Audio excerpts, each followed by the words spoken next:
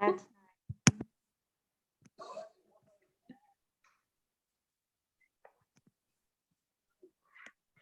yeah. So hi everyone, and welcome to this week's Friday study circle.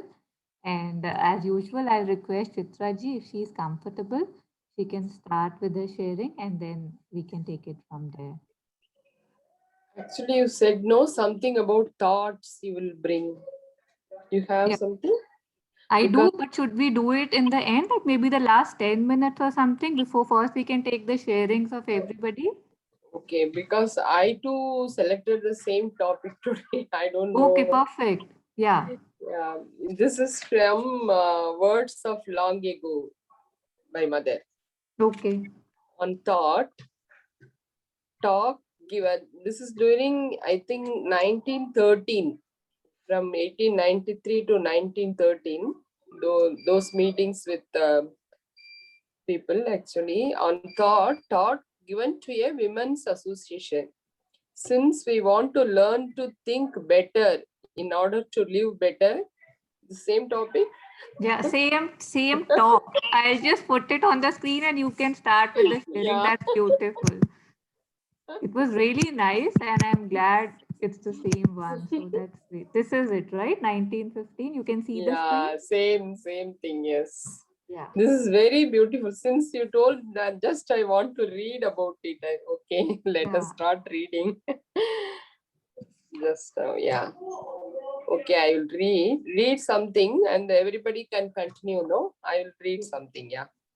Since we want to learn to think better in order to live better, since we want to know how to think in order to recover our place and status in life as feminine counterparts, and to become, in fact, the helpful, inspiring, and balancing elements that we are potentially, it seems indispensable to me that we should first of all inquire into what thought is.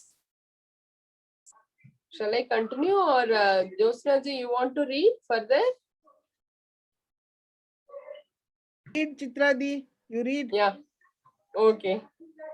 Thought, it is a very vast subject, the vastest of all, perhaps. Therefore, I do not intend to tell you exactly and completely what it is, but by a process of analysis, we shall try to form as precise as an idea of it as it is possible for us to do. So it seems to me that we must first of all distinguish two very different kinds, or I might say qualities of thought. Thoughts in us, which are the result, the fruit, as it were, of our sensations, and thoughts which, like living beings, come to us from where most often we do not know thoughts that we perceive mentally before they express themselves in our outer being as sensations. Shall I continue, or we can discuss something about this para at least? I mean, Yeah, I think the third paragraph is really yeah, important and we should reflect on it. yeah. So yeah, Chitraji, if you want to take a first go, like what your understanding was, and then we can all add Uh, to it. it is more than, it is not only understanding, it is the experience. Mainly the thoughts, no? It is, I mean, thoughts in us which are the result, the fruit, as it were, of our sensations. Yes, this is very true. Our sensation only lead to all thought babies. I feel all babies born Do thought you want babies. to give an example so that everybody can understand it maybe better? Because it Yeah, feels a bit confusing, right? yeah. Actually, for example, no, if anything about, I mean, disease, if any blood result, I mean, if we see any, because already we have a definite conclusion because of this one, we that body organ will end up like this. That will, we won't, I mean, my experience, after a long time only I realized it is not like that. If your body says you are feeling good, don't see the result. But even before that, those thoughts begin to form actually for 2 or 3 days. Yeah. My main problem is that actually for anybody in the family or in the close circle. Yeah, that is the thing actually. So like that only. Other things I don't know. I can easily overcome some thoughts, but this sensations, this fearful sensations I can say, because yeah, that will give lot of unnecessary imaginations, that imaginative thoughts. It will take long time to subside. This is my experience.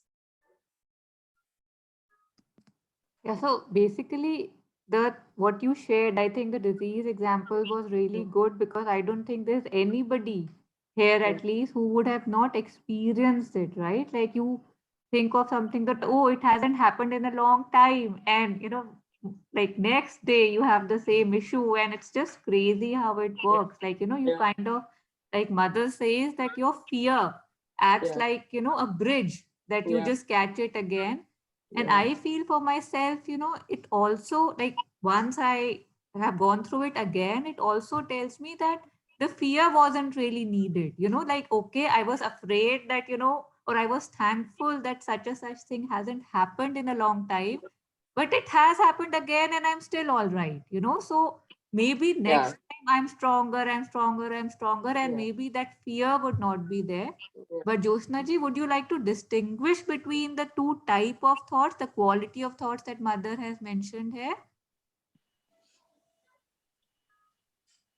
I thought we would get a clearer idea when we went through the chapter, because thoughts in us which are a result of our sensations are quite different from the random thoughts that we get and later manifest as sensations. Later we manufacture the sensation to feel it, but some come in as sensations per se, triggered by a sensation. So Yeah. I was actually trying to read beyond, but I couldn't catch anything Okay. to understand it a little clearer. Yeah. Yeah. Because in medical terms, it holds a totally different meaning. You know, thoughts, sensations trigger a totally different um, uh, thought process, and random thoughts trigger very different sensations which we manufacture. And there are, Sensations in the sense, yeah, fearful sensation will create the thoughts, no? Actually, that's what I meant actually. That fear is a sensation, no? Fear is a sensation. Then it will create so many thoughts, no? Actually. fear is a thought. Okay. Fear is a thought. A sensation is like touch, hearing, vision, something you see and then you imagine.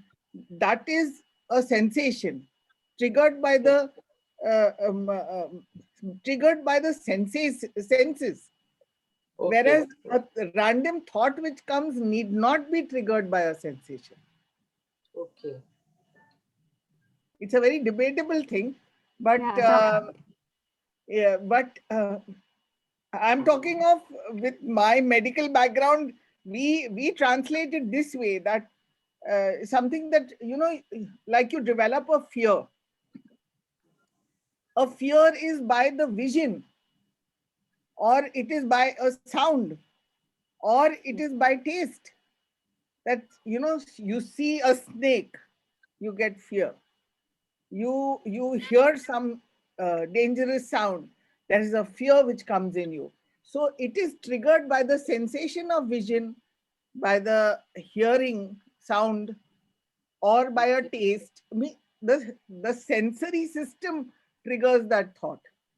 Okay. Okay. Means what I understood in this, because it is the sensations which trigger it. Okay.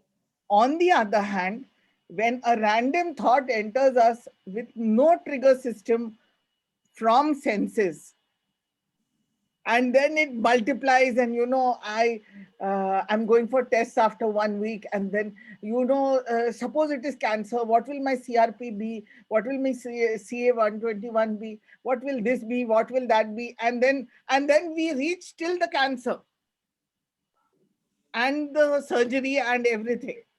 So that is a random thought triggered by no sensation. We Okay. manufacture it almost. In some patients we have who develop a ghost pain and who develop a ghost tumor also.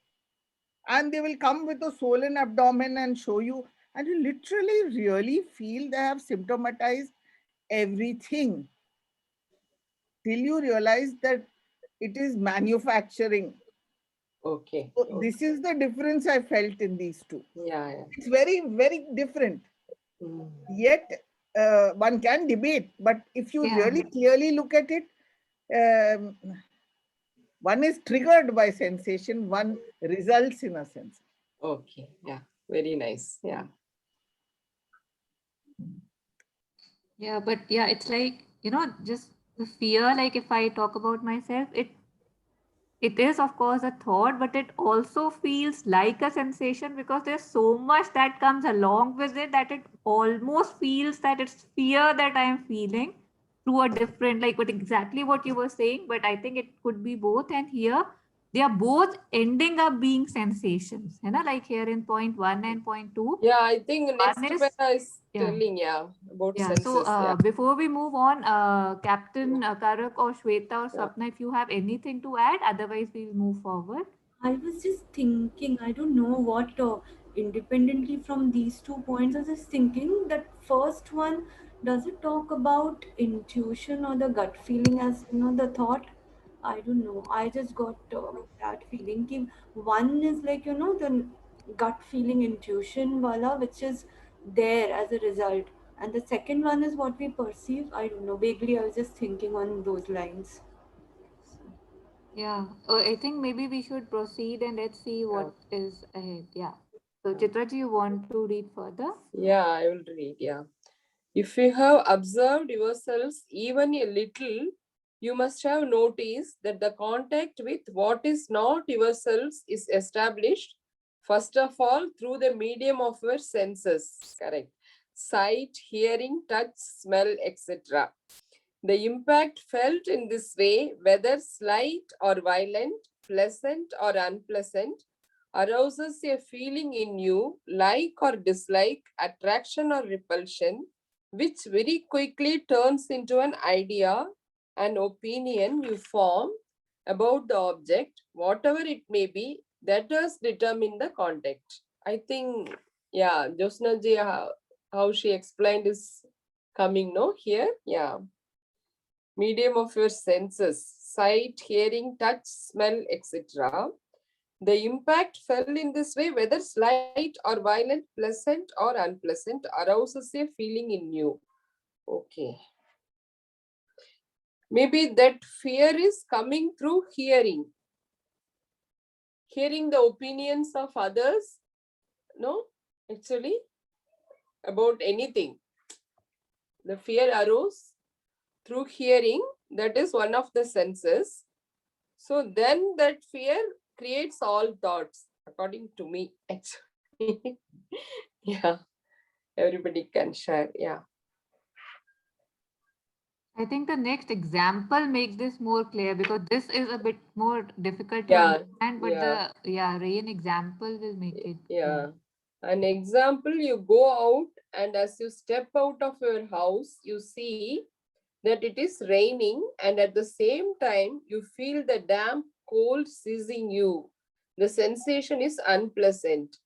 You feel a dislike for the rain, and inwardly, almost mechanically, you say to yourself, this rain is really a nuisance, especially as I have to go out. Not to mention that I am going to get dreadfully dirty. Paris is very dirty in rainy weather, especially now that all the streets have been dug up. Yeah, in India, it is the true position even now, no? Yeah, my mother nicely explained actually, even the small thing, we are really, imagining and worrying, of course. That worry started.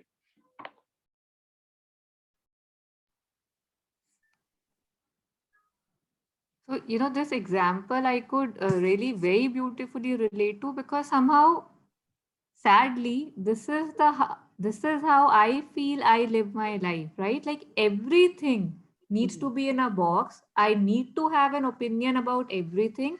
And if I don't, or if my opinion about something or somebody has shaken, then I don't know how to, where to put them, how to react to this. Like I am so used to things being relative to me. Yeah, So it's correct. like I'm not really living, I'm just reacting to what I've already formed, right? So, Correct. like, say, I was the third child, and my parents had already experimented, or a lot with the first two.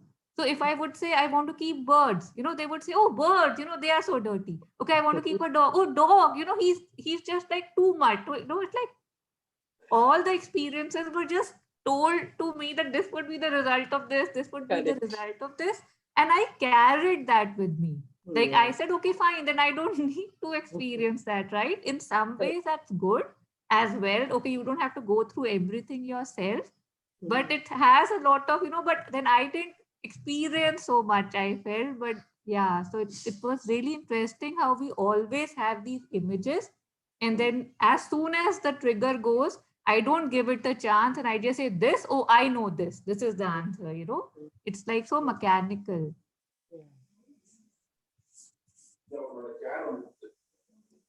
Then all these and many other similar thoughts about the simple fact that it is raining come to assail your mind.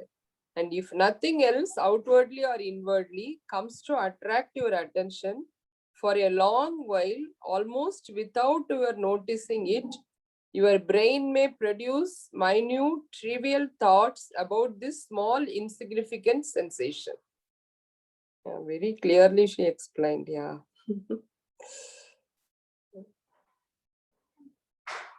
This So is before how we move most on, human. Yeah. Yeah. so sorry, I thought you had stopped. So in case anybody has anything they want to Yeah. share right now, we Yeah. can maybe take one pause and then we can go on. Yeah. It's a long Yeah. document. Yeah. Yeah. But it is continuous, so we have to try to cover it, or we can continue in the next session also. Yes. Yeah, I think maybe for half an hour we can do this and then we can take Yeah. sharings. Yeah. Yeah. Yeah. Yeah. So if there's anything, please unmute and share. Otherwise, Shitsaji will continue reading. Yeah, sorry, Chitraji, I think you can continue. Okay. This is how most human lives are spent. This is what human beings most often call thinking. A mental activity. This is almost mechanical, unreflecting, out of our control, a reflex. All thoughts concerning material life and its many needs are of the same quality. This is also very clear that it compares to a reflex, no? Reflex, it is a automatic action, no? It is, yeah. So here we face the first difficulty to be overcome. If we want to be able to truly think, that is to receive, formulate and form valid and viable thoughts, we must first of all empty our brain of all this vague and unruly mental agitation. And this is certainly not the easier part of our task. We are dominated by this irrational cerebral activity. We do not dominate it. Yeah, a little bit you can explain about this, Taru, really. Yeah, I actually really like, where it ended that we do not dominate it. That's what I was referring to when I spoke about the mechanical factor. The Yeah. truth is that I'm ready to fight for my thoughts. I'm ready to, like, I don't know, kill for my beliefs. And it is so mechanical that it's just, I formed an opinion and I just, unless something big happens, I don't want to change it. And I'm willing to bet anything on it. This is my understanding. This is how I kind of have, I see things. And it's like another, I'd read it somewhere. It was like that to actually live, we need to die every moment. So this basically means dying to what I was, right? That is how I would be living this moment. Yeah, But based on this, I don't live in the present because I'm either in the past because of these boxes I've formed, or I'm always in the future planning. So I don't live. It's like, it's just like the yeah. craziness of us kind of baffles me, and yet I don't know, like I'm sure there Yeah. would be a end, but yeah, Sure. anybody please feel free to unmute, share before we proceed.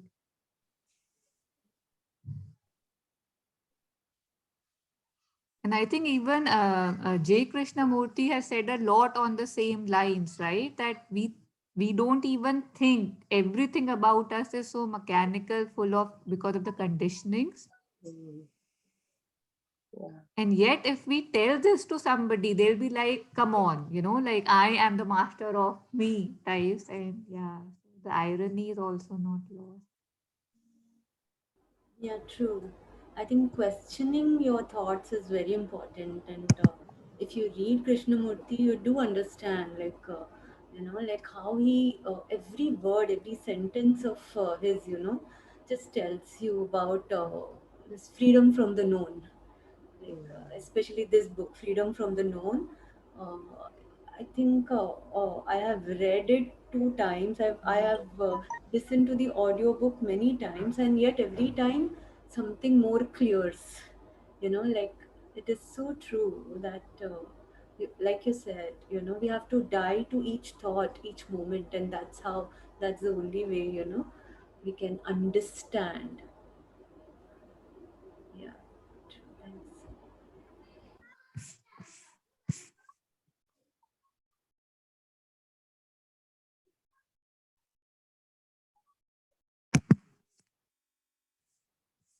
Would anybody else like to read? Shweta, would Yeah. you want to read, or yeah, okay. Yeah. Let them also read. Yeah. Correct. Shweta, you want to read? Yeah, I'll read. Yeah. With from where? If, only one, na? Yes. Yeah, okay. So only one method is worth recommending, meditation. But as I was telling you last time, there are many ways of meditating. Some are very effective, others less so.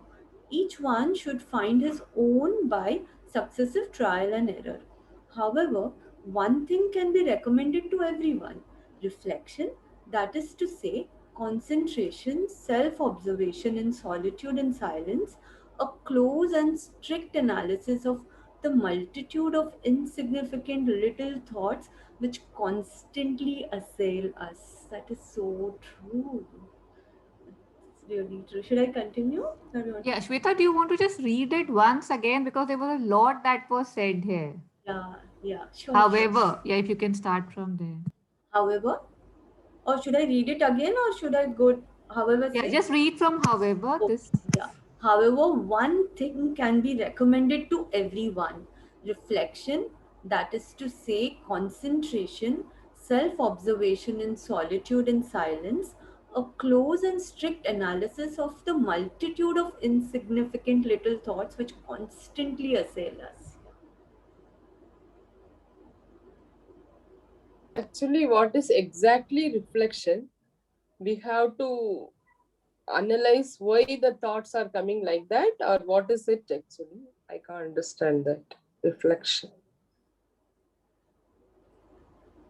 I think Mm, reflection for me would be like, just sitting with my thoughts, mm. uh, and like, like Analyzing. introspecting Ah, basically. yeah. And though it in solitude, because I have questions, and because you reconcile your day, I feel that you understand, okay, this felt good in my body, this didn't feel good, or like I was impulsive here, and this thought made me feel like this. And then trying to be with the thought, and I think slowly its network and branches come, okay, this was the root cause, that is why this sensation.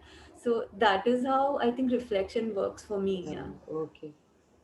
Thank you. I would simply put it as Hmm. reflection is like you think back, remain calm, and try to replay and reminisce on it that, oh, okay, this is how I did it, and where was I taking myself, or where were my thoughts going? Were they? I started this practice a couple of months ago, and I generally do it when before sleeping, when the lights are off, so I am just with myself, and there is no trigger, no visual trigger or auditory trigger for me. And I realized that, of course, there are instances when I pat myself also on the back, but very few. Most of them are, I should have maybe thought or done something in this manner, but that is only when the mind is calm. Okay. Means you actually think back. Reflection is usually backward activity. I never think, we don't think that much forward because we're in too much of a hurry to get over and done with whatever we are doing, or even including our thinking process. But usually it's a backward activity where you replay the whole tape, and then, you pause it. Oh, I did it this way. Was there another way? Mother, was this a better way? And actually, in your hearts of hearts, you get all the answers. So by the time you uh, actually get ready either to sleep or you become stark awake, you know the answers before you've shut your day. And slowly the changes start to appear in your behavior or mannerisms of reacting to the same thing the next time on a repeat performance. But it's a matter of conditioning, Chitradi, you say, no, this happened last time, but I had thought that, yeah, maybe if I reacted this way, I could pull it off better, or it will be a better thing to do. Yeah, correct. And so I tried the new method, which 9 out of 10 times, if I have thought correctly, works. Okay. Thank you. I would just like to add that for me, what happens with reflection is that, then once you know, like you said, the answer comes to you, and then you don't have to, practice to work because you're a reflective person. You become one with that thought and you understand the thought. So it's a daily, moment by moment change in you as a person. It's not a behavioral change, it's a deeper change because you reflect, you reflect on everything. That's what I feel. It's you understand the thought, so it's not like a superficial practice then for me, like, okay, I have to remember this and do it like this. It's a very intimate understanding, so that makes me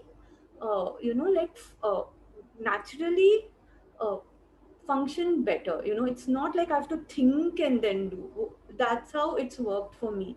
Yeah. But don't we do a lot of things at a very mechanical plane in our day-to-day lives? Exactly. So Yeah. yeah, yeah. So that's why I said, you've got to consciously tell yourself, "Oi, wake up." Yeah. True.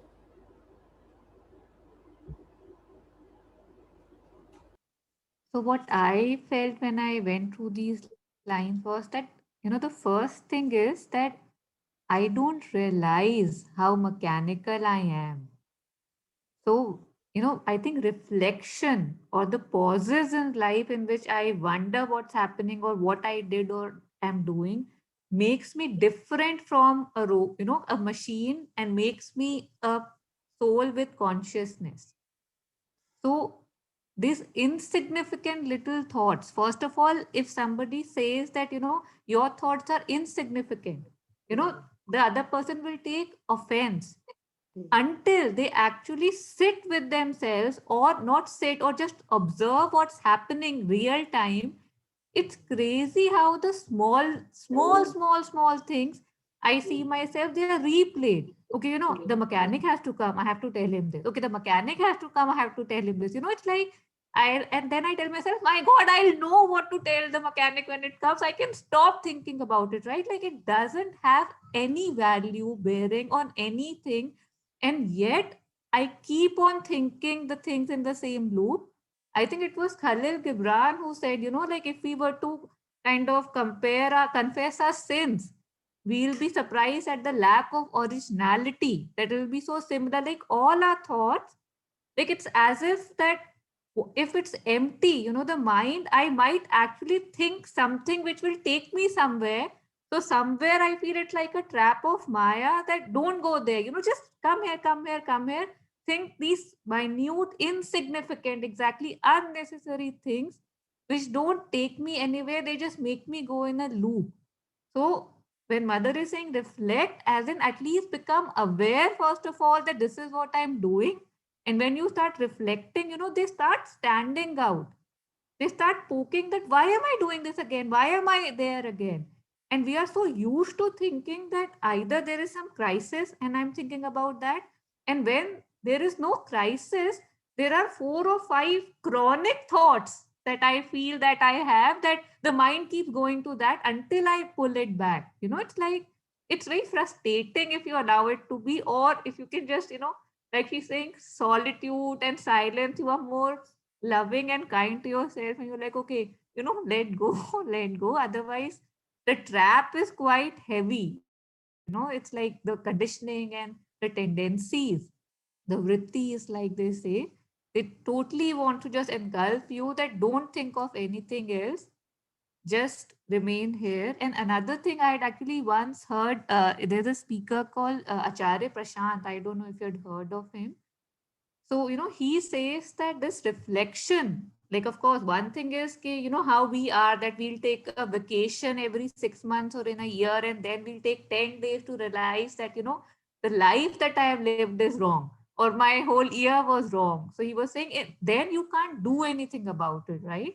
That we have to develop this thing, that this reflection, this realization initially has to be right after, then simultaneous, like while you are doing this activity, you realize, this is, I could have done better. What I'm doing right now, I can do better. Sometimes you are like not doing something nice, and something inside you is telling, right, you're capable of more, you're capable of letting go. So starting to listen to it and stopping.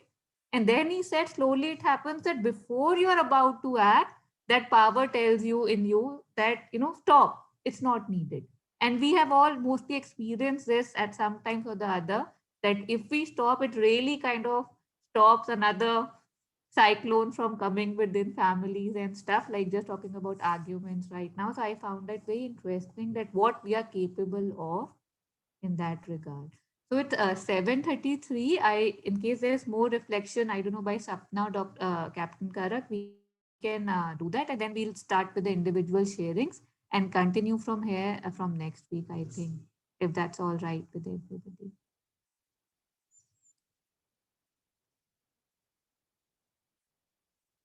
So anyone who wants to unmute and share, talk about this or their sharings, if they had anything to share, they can please unmute and start with their sharing.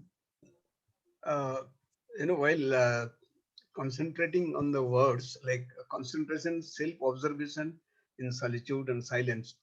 When we were in the college, in the chemistry laboratory, we used to write the lab book. In that, there are 3 columns. One is the experiment, one is the observation, and third was inference. So anything we do, any taste or anything of this. So first of all, we have to do the experiment, how I'm doing it, and in our life, whatever it comes, whatever jobs you're doing or action you're taking. So it can be closely observed, means it can be that experiment, whichever is done, the job is done, and that can be closely observed as independent opinion, not that I am doing because I was having some old ideas or something like that. So with the clear mind, we have to observe carefully.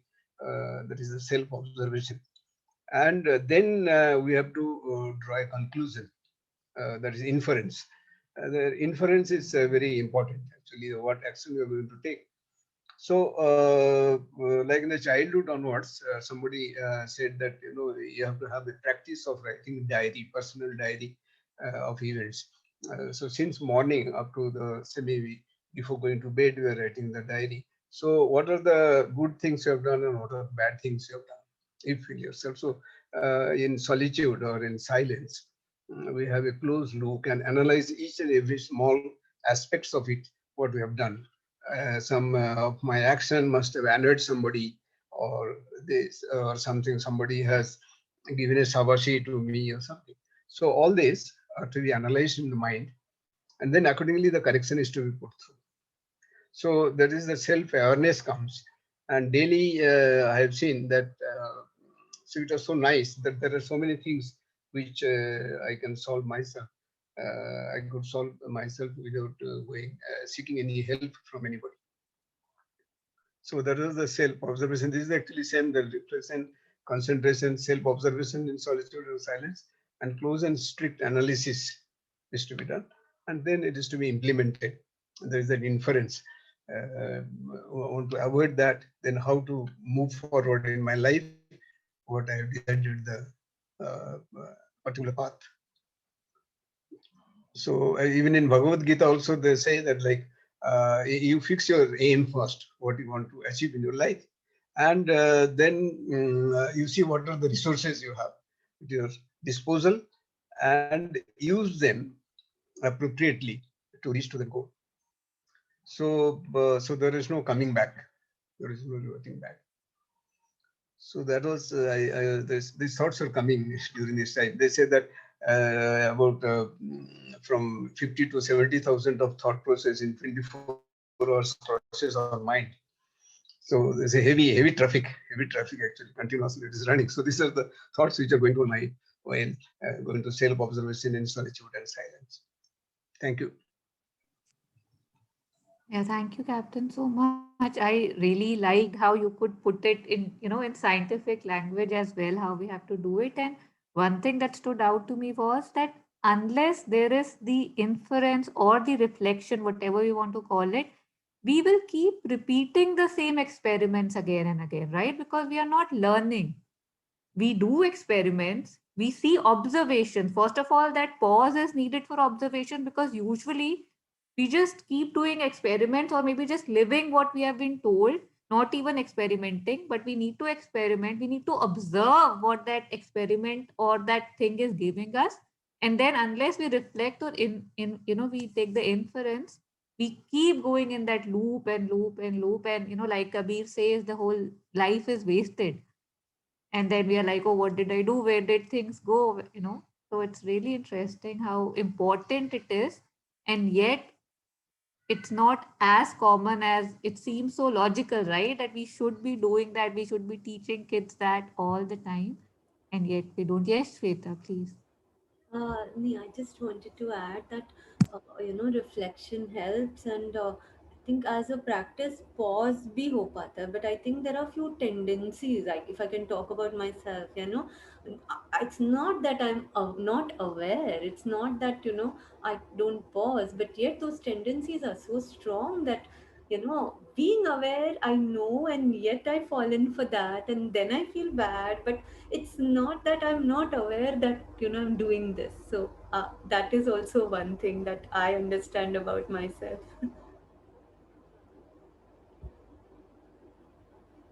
Yeah, and I think that's why, mother really emphasizes on offering and surrendering. Surrendering, it's still a bit far, but at least offering, Yeah. like, this is what I see myself. Again, you offer that. Okay, this moment is coming, yes, you offer that, because, like they say that you won't be able to do it. So it's not up to you, but at least offering is up to you. Yeah, thank you, Shweta, for Yeah, sharing that. even I'm trying the same thing Yeah, now. Thanks. beautiful. Thank you. Sapna or Josna ji, do you have anything to share specifically for today?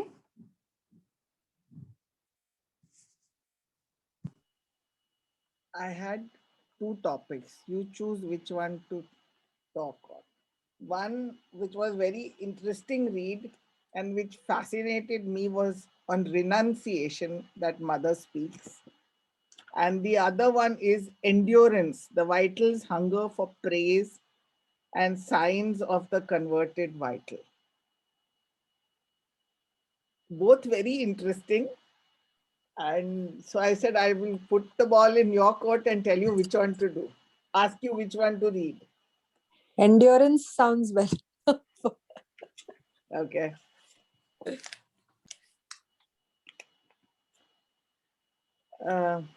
Mother says, let endurance be your watchword. Teach the life force in you, your vital being, not to complain, but to put up with all the conditions necessary for great achievement. The body is a very enduring servant. It is the vital being that is always grumbling and uneasy. The slavery and torture to which it subjects the physical is almost incalculable. How it twists and deforms the poor body to its own fads and fancies, irrationally demanding that everything should be shaped according to its whimsicality. But the very essence of endurance is that the vital should learn to give up its capricious likes and dislikes and preserve an equanimity in the midst of the most trying conditions. Towards the end of that is, what I want, mother says, is simply that you should learn to endure the little insignificant troubles in your life. Even today, the true meaning of our civilization is the mastery of the physical through endurance in the vital. Again, I'll say it. Even today, the true meaning of our civilization is the mastery of the physical through endurance in the vital. What you must do is to give your vital a good beating as soon as it protests.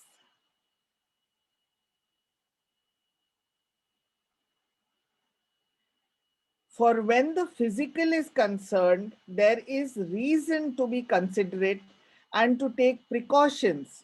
But with the vital, the only method is a sound kicking. She says it so beautifully. One of the commonest demands of the vital is for praise. It hates to be criticized, but it must be always prepared for rebuffs and stand them with absolute calm, nor must it pay attention to compliments, forgetting that each movement of self-satisfaction is an offering at the altar of the lords of falsehood. Unfortunately, however, the vital craves even for the most rotten food and is so greedy that it will accept praise from even the very embodiments of incompetence. Jyotaji, Sapna is requesting if we can put the text, make it visible. How do I find it? Like what? In incarnate word, Taru, Yeah. if you type the first sentence, Yeah. Could you just tell, properly because I typed endurance, it did not come with that. Could you tell me? should I give you the title? Yes, please. Endurance, the vitals hunger for praise. Then you put another dash, signs of the converted vital.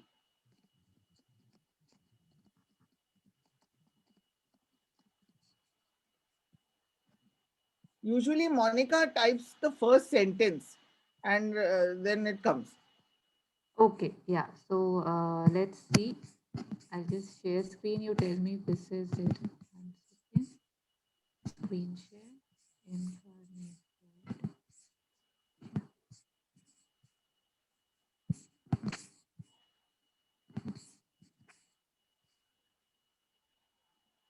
word. This is a concise version. Okay. We can even read this.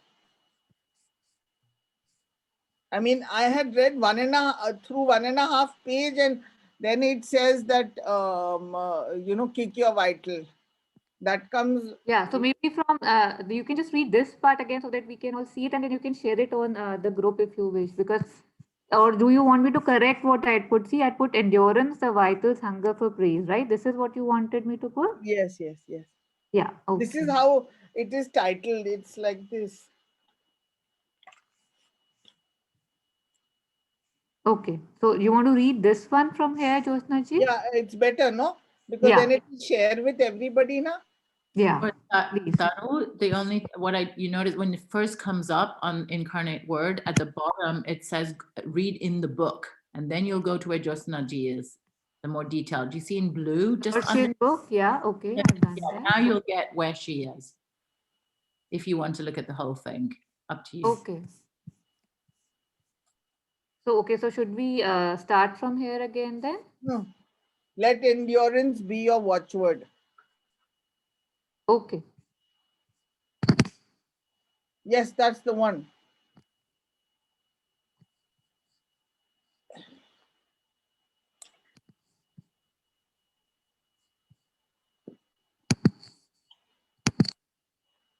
In some parts, Mother is expanding to make one understand, the main sentences. You want me to read the whole thing again? Let's ask Sapna. Sapna, do you want her to read the whole thing again? No, you can continue. It's just nice when I see the actual word, it Yes. helps me take it Okay. in. So, It's more okay, visual. perfect. Thank you. So, from where will you be reading now? I can start, put that on. The last sentence is, for such indeed is the vital in mankind, ravenously fame hungry. It ends with hungry Taru. Okay. Go a little below. The sentence will end, the paragraph will end with hungry. Yeah. This is it, right? Yes. Okay. For such indeed is the vital in mankind, ravenously fame hungry. What, however, is of genuine worth is the opinion of the truth.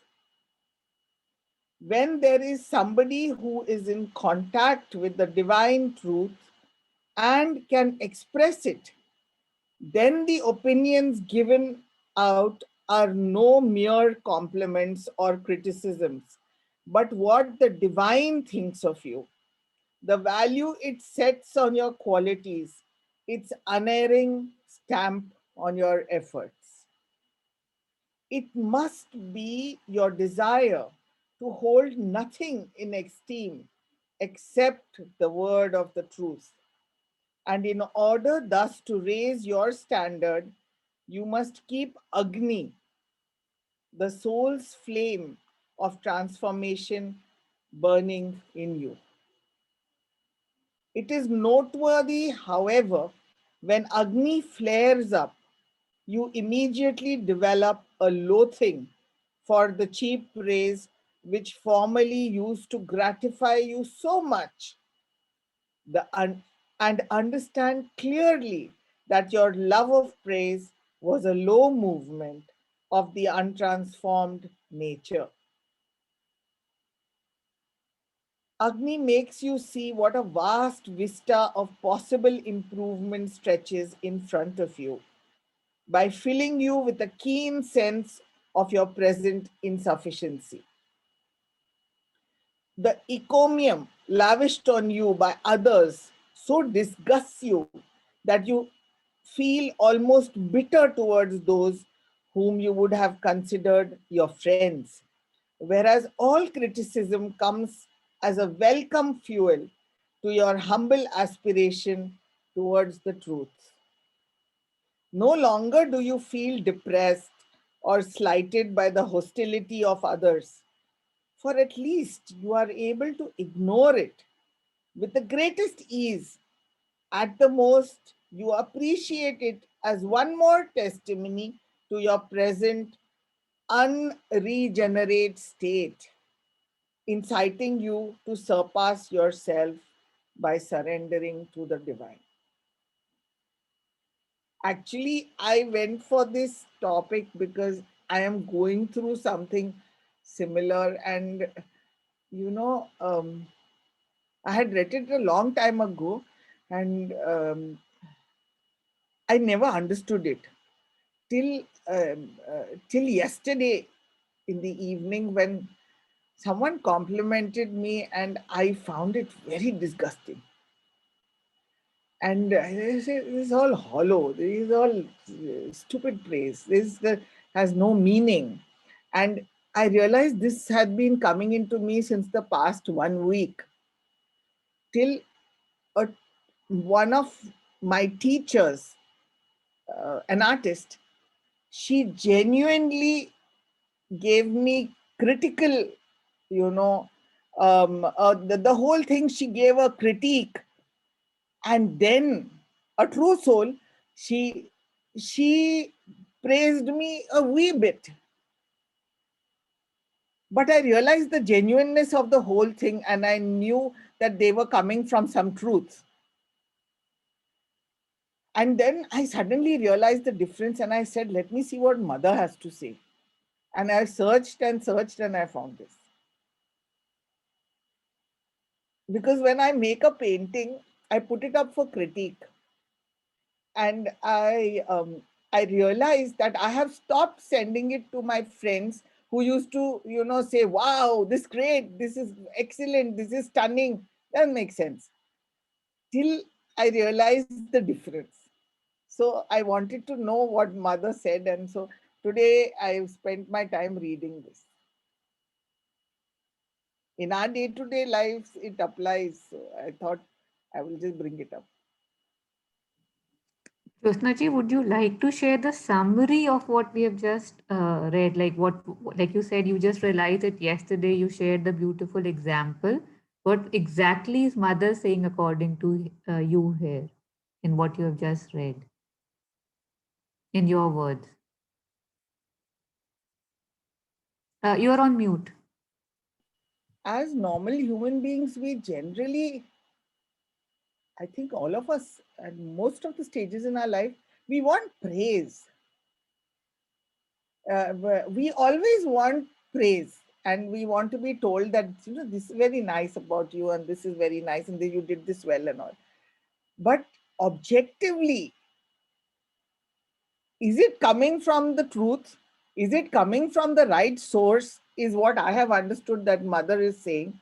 And unless it is really coming from the truth, and though it gives you a real kick, but after a certain phase in life, when you're walking, I feel as we walk on the path, a certain humility and a sense of surrender comes, where you start, it clicks. This is not true.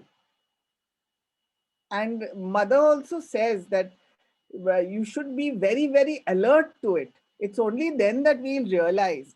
Similarly, the physical also craves similar attention. And because the vital sensations are stronger, it gives the physical a beating. Each time it wants to mold it. नहीं तुम इतना दौड़ो फिर तुम उसको ना beat करोगे, तुम इतना ट्रेन करो 20 किलोमीटर नहीं तुम 25 जाओ. Body is saying no, I can't do it, but the vital plays up. So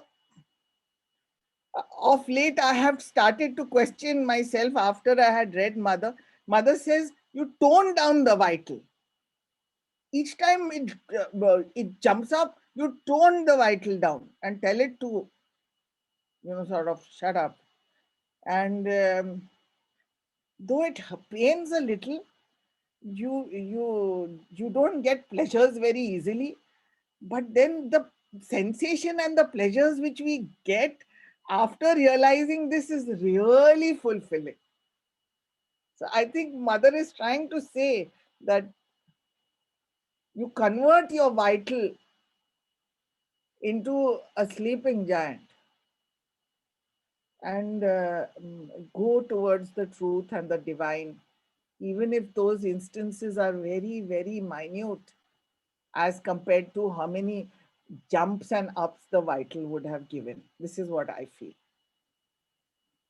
Yeah, one question I will like to, kind of put across that we all like praise, right? And we all do not mostly like criticism, especially when it's like right, on your face and stuff. Mostly we are like, okay, do it nicely, even if you're criticizing me.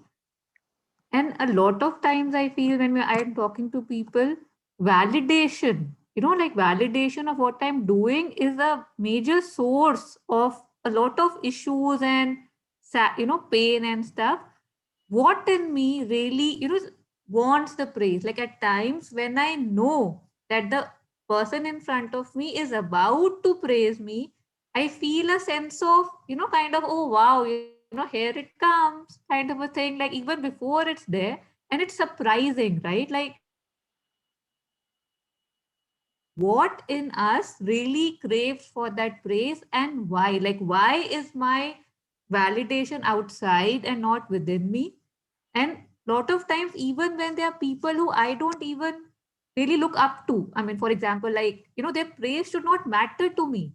Like you were saying, like, your friends praise, why is it that it's like a slippery slope, and every time anybody says anything positive, I would kind of be like, see, yeah, I am good, kind of, just even if it's very subtle, that feeling of happiness or expansion is there before you offer it. And vice versa as well, right? If somebody says, you want to stand and shout that no, that's not true, kind of a thing. It's not just okay, he said it, what difference does it make? So just if anybody wants to comment on this, their own experience, that why do they think that happens, and toning down, they've already said how we can tone it down. So that really helps.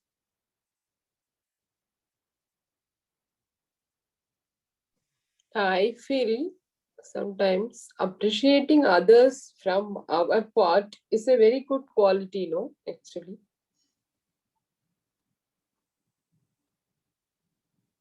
Chitraji, I think it really depends, because lot of Okay. times, especially nowadays, I'm seeing that in the current generation, they are so used to the praise and, making them, I mean, they're so, I don't know, like there is a little loss of touch with what exactly they can do. Like it feels odd for me to say this, but yeah, I mean, it really depends. Like say Jyotsna ji's friends, right? Irrespective of how the work is, because she is their friend, and their expectation probably from her is quite, she just started, whatever she's doing is good. So they will appreciate. But what is that appreciation doing for her? Like she so sweetly realized and said that I don't want it. But the thing is, what in me is actually looking for appreciation or praise from outside? Clearly, the vital working. You sit and analyze, it's clearly that, those intense emotions you feel, it's the vital playing with us. It plays one hell of a game. Yes, it is. And I think it is passed on since generations. It is there in us. So, again, I think it's part of conditioning only because there is no awareness. There is a conditioning which is just downloaded. And personally, I feel, yeah, it's a journey, but also being, part of a very reflective organization, a school where I work. So I know that we work on vital psychic being of children, small children, little children. So I know how we work. Like, and I know when we were discussing this issue, the first thing that came to me is, yeah, with little children, 3-year-old, 4-year-old, we do that, when a child is just doing a drawing or a free expression, we don't say as, like teacher, oh, wow, beautiful.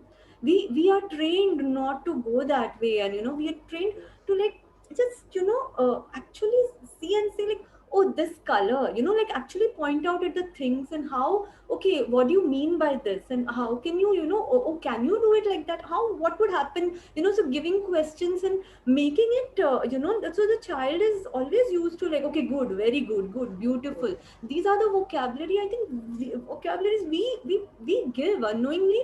We feel like it's our, intention to make the child feel very good. So at a very young age, we put that, even as parents, okay, wow, beautiful, great, so lovely, you're adorable. So it's okay to, but like, not every time that the child is coming to feel worthy, the child need not be given such praises for, feeling worthy. So I think that is where it starts at a very young age. So yeah, it's an ongoing thing. I think each one of us, can just try to undo. I feel like, I have learned this as a facilitator, but with my own children, like at that time, I was not so conscious. So, ये काम घर पे तो चल ही रहा है अभी, like, yeah, but I think it's an ongoing thing to ponder. We're all used to praises, and even after knowing, I feel like, Taru was saying कि you still feel good, like जैसे आपने बताया ज्योत्सना जी की, like वो आपके friend का praise आपको इतना मायने नहीं रखा, लेकिन जब somebody genuinely said, it gave you more joy. So you definitely reach a point where you understand it, but still somewhere, that thing कि किसी ने बुरा बोला तो आप वैलिडेशन सीख भी नहीं कर रहे, फिर भी एक अंदर कुछ दर्द होता है, एंड अगर किसी ने अच्छा बोला तो you are not like, you telling, you are aware that okay, that doesn't matter, but still कहीं पे एक वो, that still gives you a high if you really in touch with you. So I think it's about ongoing thing of knowing and being with it for me. I would confess that I spent almost all my life loving the praise. Everyone, But, everyone. Yeah. yeah. But I realized after coming onto this track and going on the path, it's like shedding off your clothes. You don't want to give so much of bhav, as we call it, or push to the vital. You learn to tell the vital to take a back seat now. I've had enough of you. Though it's very tough. Yeah, it's tough, but I think that realization that vital is a tool for the psychic after all, so it has to ultimately help us to integrate the psychic. So if you understand that, so like with small children, when we work, we know that ultimately, like, it's the psychic being that we're working on, but the vital is also very important. So not like just discarding it or not giving it, but also going by that, it's not always about wow, beautiful, great. It's not that, vital is, I think, more than that. Vital is very important also. Sapna had raised a hand quite some time back. Sapna, you don't have to raise hand. You can just unmute and start talking. But yeah, please do. Yeah, but sometimes there's so much talking, it's just seems more polite. Yeah. Thank you. What I was thinking is, I actually do think that gratitude expressed can be something really valuable. If it's, I think others have touched on this, it's like where it's coming from, in the sense of it's creating a heart opening or something that is a genuine expression. It can be something that, for me, it seems positive. It just brings in that energy of being grateful to the grace. Ultimately, it's like thanking the grace of the mother in the other person, if I'm thanking a person, or if I'm thanking the mother. It's the same way as if I'm receiving it. I think it doesn't have to always be 100% vital. It can be, absolutely. And I think in this case, mother is absolutely, the words here, as Jyotsna put it, are exactly that. Yet there's another side. It's just like they say, every passage, every point of view that Mother and Sri Aurobindo write on or spoke about, you can find the polar opposite in their words too. So I think when, for example, the positive things, I've done a program where you write down, it was just like an exercise, but you write down all the qualities you admire in one of your heroes or heroines, you know, and then you look for those very qualities in yourself. Because if you've seen it in the other one, you have it in yourself too.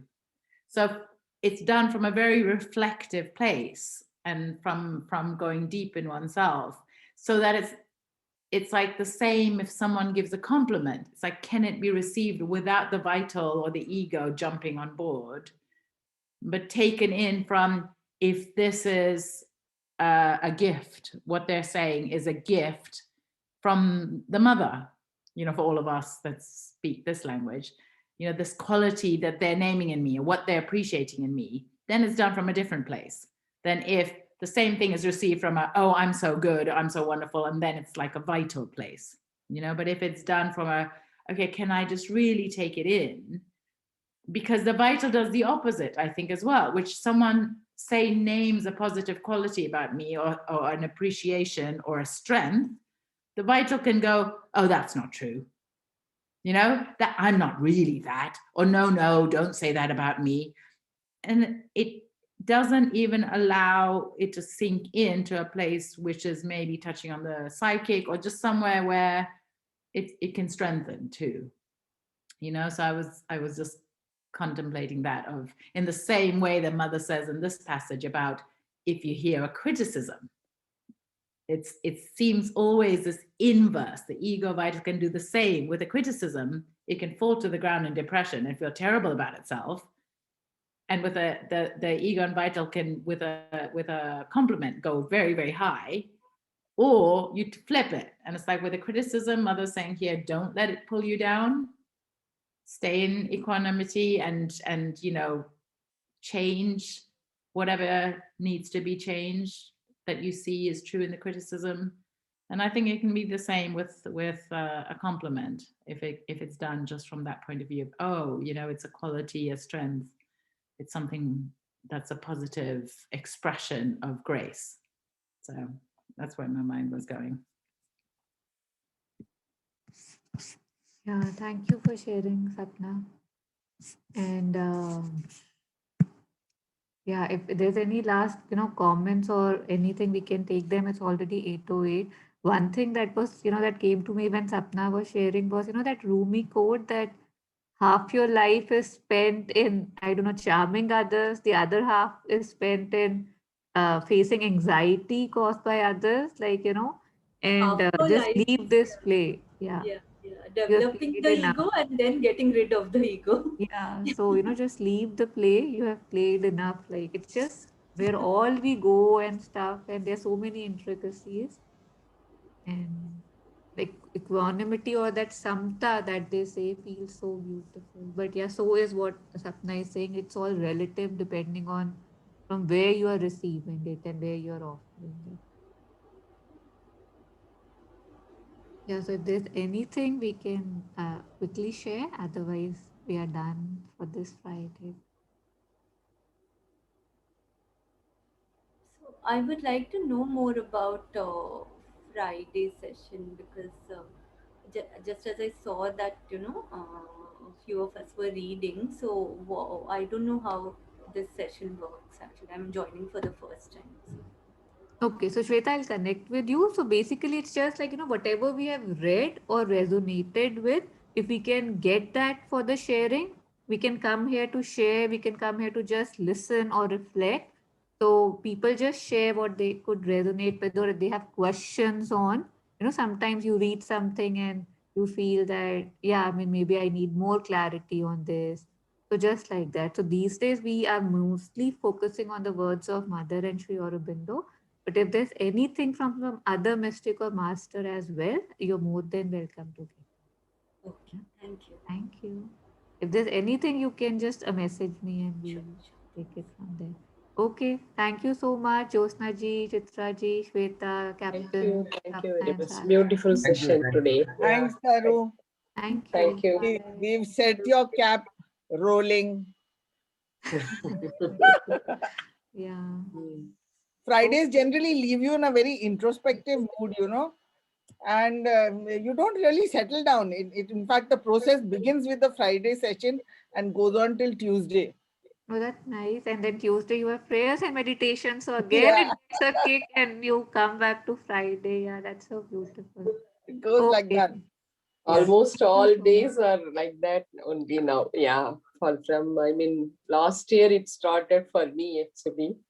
It's going on well. Yeah. Thank you, Taru and Monica, and for living light. Thank you. Yeah. See, we were talking Thank about you. praise and here it is. No, it is Yeah, from the yeah. heart. Yeah, It is yeah. from No, the I heart. was just pulling your leg, Chitradi. Thank you so much. In Okay. fact, I Thank was you. going to tell you that you know, when you take our sessions, you also and Monica also, you all glow by the end of the session, you know, and then you'll say, no, this is her, she's triggering my vital. No, no, no. It's actually true. Yeah. Yeah, Genuine. the It's coming topic from a is so place of truth. beautiful. You know, we are mostly just discussing mother. So I think that's it. Nothing else is needed. That's Yeah, that is the reason. Correct. Yeah. Very true. Okay. Very true. Thank you very much. Yeah. Thank you. Thanks. Bye. Thank you.